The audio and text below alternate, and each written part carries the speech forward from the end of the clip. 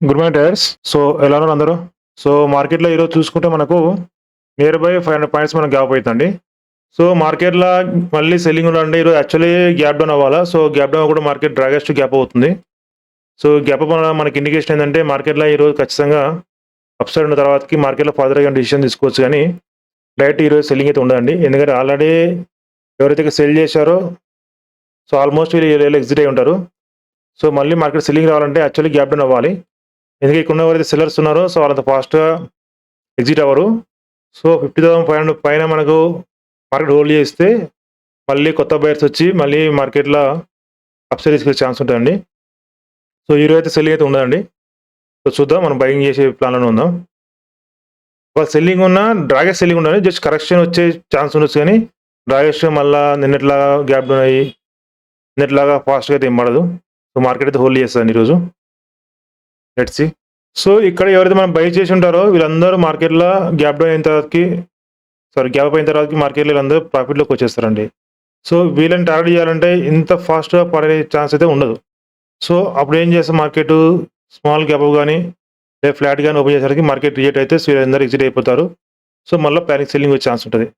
So, gap up అయ్యేవాడికి మార్కెట్‌లో ఇక్కడ వీళ్ళు ఏం చేస్తారంటే స్ట్రాంగ్‌గా ఉంటారు. అప్ టు కొత్త బయర్స్ కూడా ఉంటారనమాట. సో, మనకు మార్కెట్‌లో మూవ్‌మెంట్ ఉండే ఛాన్స్ ఉంటదండి. ఎందుకంటే ఆల్రెడీ మార్కెట్ లో లెవెల్ ఉండేవాటికి చాలా మంది బై చేయడానికి ట్రై చేస్తా ఉంటారు. సో, చూద్దాం మార్కెట్ మనకి ఈరోజు ఎంతవరకు అప్ సైడ్ ఎళ్తదని చూద్దాం. సో, నాకున్న నాలెడ్జ్ ప్రకారం అయితే మార్కెట్ ఈరోజు అంత ఫాస్ట్‌గా అప్ సైడ్ ఎళ్ళదు. అంత ఫాస్ట్‌గా డౌన్ సైడ్ రాదండి. మాక్సిమం ఈరోజు మార్కెట్ కన్సాలిడేషన్ అయ్యే ఛాన్సే ఉంటది. ఎందుకంటే ఇక్కడ వీళ్ళున్న వాళ్ళు ఎగ్జిట్ అవ్వరు. సో, ఇక్కడ బయర్స్ ఎగ్జిట్ అవ్వరు. సో, వీళ్ళు మార్కెట్ పుష్ చేస్తా ఉంటారు. సో, చూద్దాము. ఈరోజు మార్కెట్ కన్సాలిడేషన్ ఉంటదా? లేదా వన్ సైడ్ ఉంటదా చూద్దాం. మాక్సిమం కన్సాలిడేషనే ఉండాలి. So, call side trade entry అవుతానండి. సో, మార్కెట్‌లో మనం బయర్స్‌ని ఎగ్జిట్ అయిపోయారంటే చాలా డ్రాగెస్ట్ పడాలి. So, market continue up side ఎళ్తుంది. సో, బై చేశాను. సో, నా టార్గెట్ వచ్చేసి 50,850 అండి.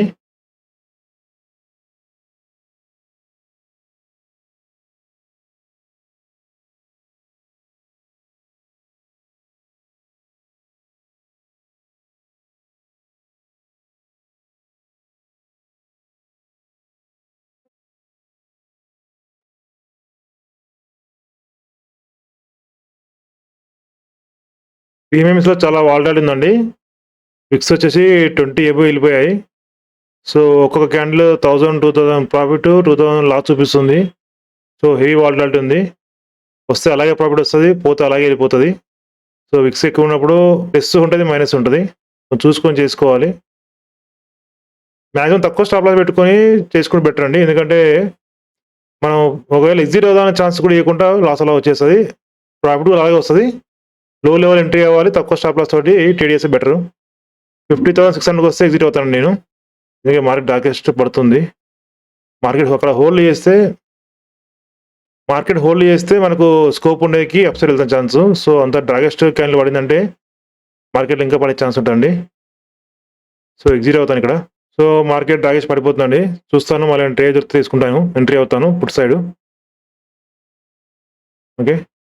మార్కెట్ అయితే రివర్స్ అయిందండి. చూద్దాము ఎంతవరకు అయితే రివర్స్ అయితదో చూద్దాము. మళ్ళీ ఏమైనా ట్రేడ్ దొరికితే ఎంట్రీ అవుతానండి. సో, పుట్ సైడ్ ఎంట్రీ తీసుకున్నానండి. సో, దాంట్లో కూడా 2,800 ప్రాఫిట్ వచ్చింది. సో, యాక్చువల్లీ ఈరోజు మొత్తం వచ్చేసి నా లాసు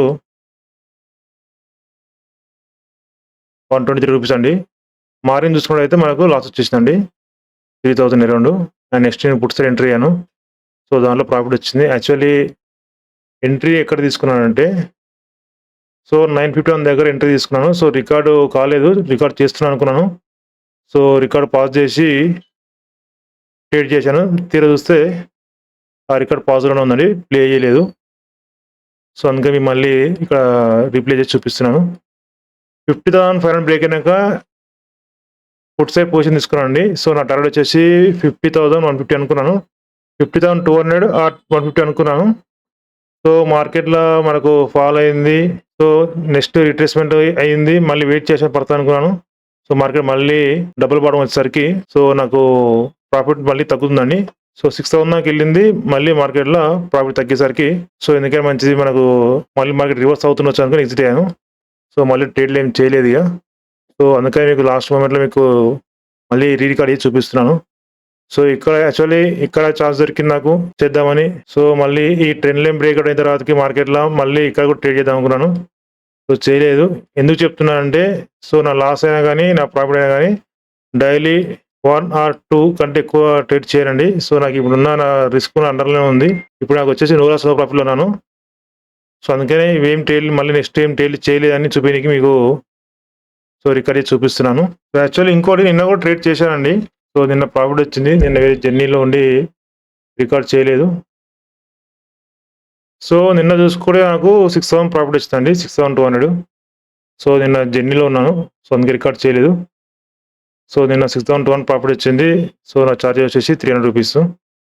సో ఈరోజు వచ్చేసి నాది నో లాస్ నో ప్రాఫిట్ అండి.